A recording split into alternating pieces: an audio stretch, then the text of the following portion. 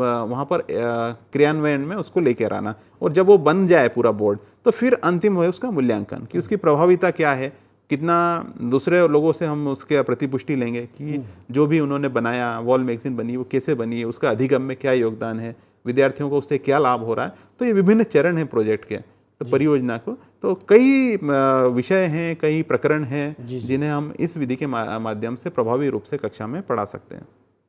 तो कुछ और भी उदाहरण जी हाँ, हम ले सकते हैं क्या प्रोजेक्ट के, जो पोस्ट ऑफिस है, हॉस्पिटल है, जी हाँ, जी हाँ, ये तो हम जैसे हमारा जैसे कि हमारे साथी लोग प्राथमिक कक्षाओं से संबंधित हैं, तो जब प्राथमिक विद्यालय में हम प्रोजेक्ट विधि अत्यंत उपयोगी है जी। जैसे कि रिपोर्ट बनाना, तो रिपोर्ट बनाने के लिए हम विद्यार्थियों को ले जा सकते हैं विभिन्न स्थलों के भ्रमण के लिए, जैसे आपने नाम बताया, पोस्ट ऑफिस ले जा सकते हैं, चिकित्सालय ले जा सकते हैं, बैंक ले जा सकते हैं, पुलिस स्टेशन ले जा सकते हैं, इसके अलावा नगर पालिका, नगर निगम के ऑफिस ले जा सकते हैं, ग्राम पंचायत ले जा सकते हैं। वहाँ पर जाकर विद्यार्थी समझे, अवलोकन करें कि वहाँ पर कार्य क्या होता है, वहाँ पे जो विभिन्न व्यक्ति हैं वे क्या कार्य करते हैं, वहाँ अवलोकन करें, उनसे चर्चा करें, देखें, और उसके बाद फिर मिलकर या व्यक्तिगत रूप से उसका रिपोर्ट बनाएं कि, और उसके साथ उस रिपोर्ट में विभिन्न चित्रों को लगाएं कि जैसे कि बैंक में क्या कार्य होता है, पोस्ट ऑफिस में क्या कार्य होता है। प्राथमिक स्तर पर विद्यार्थियों को यह सब जानना जरूरी है, क्योंकि बैंक अनेक कार्य करता है, अब एक कार्य नहीं रह गया बैंक का। चिकित्सालय में भी बहुत सी वो होती है, प्रोसेस होती है, जब हमारा जो भी रोगी आता है तो उसे कुछ तरह की फॉर्मेलिटीज करनी होती है, तो क्या क्या है विद्यार्थी इसको समझे। पुलिस का क्या कार्य है, पुलिस कैसे कार्य करती है, तो पुलिस को समझे।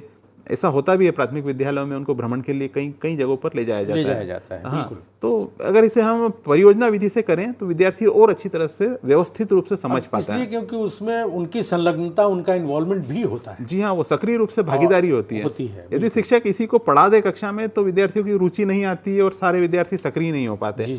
लेकिन विद्यार्थी जब खुद करता है, उसका खुद रिपोर्ट बनाता है, तो उसे सक्रिय अपने आप हो जाता है, विद्यार्थी की रुचि जागृत होती है कार्य करने के लिए। हम और भी उदाहरण देख सकते हैं, जैसे कि विद्यार्थी अपने क्षेत्र में जो स्थानीय व्यवसाय हैं उनका अवलोकन करें कि जो विभिन्न व्यक्ति हैं वो क्या व्यवसाय करते हैं। कोई दुकान चलाते हैं, कोई बढ़ई का काम करते हैं, कोई अन्य तरह के जो भी व्यवसाय हैं, तो उनके ऊपर एक रिपोर्ट बना सकते हैं। हाँ, मतलब यूं कक्षा में बता देना कि ये यह कार्य करते हैं, यह कार्य करते हैं, इनका ये व्यवसाय है। इससे बेहतर है कि आसपास के बच्चे, आसपास जिस तरह के काम करने वाले लोग हैं, यानी जो काम की दुनिया में शामिल लोग हैं, उनको बच्चे स्वयं जाके जाने और जानने की कोशिश करें।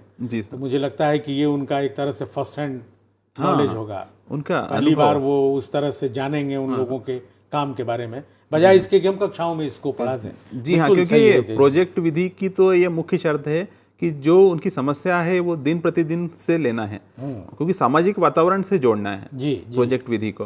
जैसे कि हमने कहा कि खान पान की आदतें, एक प्राथमिक कक्षा 3 की पुस्तक में है कि स्थानीय लोगों के खान पान की आदतें क्या क्या हैं, एक पाठ दिया हुआ है, तो उसे पढ़ाने के लिए आप प्रोजेक्ट का सहायता ले सकते हैं कि उस पर रिपोर्ट बनाया हम, विभिन्न समुदाय के लोगों की खान पान की आदतें कैसी है ना, अलग अलग क्षेत्रों में रहने वाले लोगों की खान पान की आदतों में क्या अंतर है। विद्यार्थी जाने, चर्चा करें, माता पिताओं से चर्चा करें, अपने शिक्षक से चर्चा करें, अपने साथियों से चर्चा करें, और यह पता करें कि विभिन्न लोगों की खान पान की आदतों में क्या भिन्नताएं, और उस पर रिपोर्ट बनाएं। जैसे विद्यालय की पत्रिका बनती है, हम विद्यालय अपनी पत्रिका निकालता है, तो वो भी एक प्रोजेक्ट विधि के माध्यम से किया जाए। अलग अलग समूह में विद्यार्थियों को कुछ दायित्व दिया जाए, जिससे कि विद्यार्थी कुछ सीखें और सक्रिय रूप से अधिगम में भागीदारी अपनी सुनिश्चित कर सकें। ऐसे ही जैसे हमारे पर्व त्योहार हैं, जी हाँ, उन पर आमतौर पर उन पर भी हम पाठ पढ़ा देते हैं। जी हाँ, जबकि हम जानते हैं कि बच्चे जो हैं हिस्सा होते हैं इन पर्व त्योहारों का।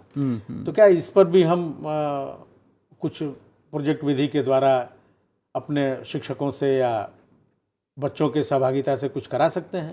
जी हाँ सर, आपने बिल्कुल ठीक कहा कि हम जैसे कि हमारे त्योहार है, तो हमारा उसके ऊपर एक पाठ दिया हुआ है NCERT की पुस्तक में भी, तो हम उसको अध्यापन करने के लिए प्रोजेक्ट विधि एक बेहतर विधि है कि जिसमें विद्यार्थियों को कहा जाए कि वो खुद आंकड़े एकत्रित करें कि विभिन्न तरह के लोग कौन कौन से त्योहार मनाते हैं, उन त्योहारों के अंतर्गत वो क्या क्या क्रियाकलाप करते हैं, तो उनके ऊपर एक रिपोर्ट बनाएं, कुछ चित्र एकत्रित करें उनसे संबंधित, हाँ, चर्चा करें, और अपने अपने दोस्तों में भी अलग अलग समुदाय के लोग कैसे कैसे अपने त्योहारों को मनाते हैं। तो इन सब के बारे में जब विद्यार्थी बात करेगा, चर्चा करेगा, तो उसकी संलग्नता अधिगम में बेहतर होगी और सीखने के अवसर भी उसको ज्यादा मिलेंगे और अपने को व्यक्त करने का अवसर भी मिलेगा। जी बिल्कुल ठीक है। मतलब किसी त्योहार में आपकी भागीदारी और आपका अनुभव बिल्कुल अलग होगा, जो किताबी ज्ञान या अनुभव से अलग होगा। जी हाँ, क्योंकि आप स्वयं शामिल हो रहे हैं, आप तेजपुर में काम कर रहे हैं। जी हाँ, असम की जो लोक संस्कृति है, जो लोक रंग है वहाँ, जी हाँ, जी हाँ, वहाँ बिहू का जो रंग देखने को मिलेगा या एक बच्चे का अनुभव जो होगा,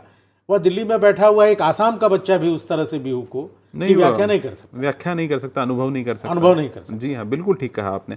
हर क्षेत्र के अपने अपने त्योहार हैं, अपने अपनी लोक संस्कृति है। तो उसको समझने के लिए अगर हम उन्हें प्रोजेक्ट विधि से दिया जाए कार्य, तो विद्यार्थी उसको करें, लोगों से मिले, बात करें और उस पर रिपोर्ट बनाए, तो वह बेहतर विधि होगी, अनुभव आधारित विधि होगी, अनुभव आधारित अधिगम होगा।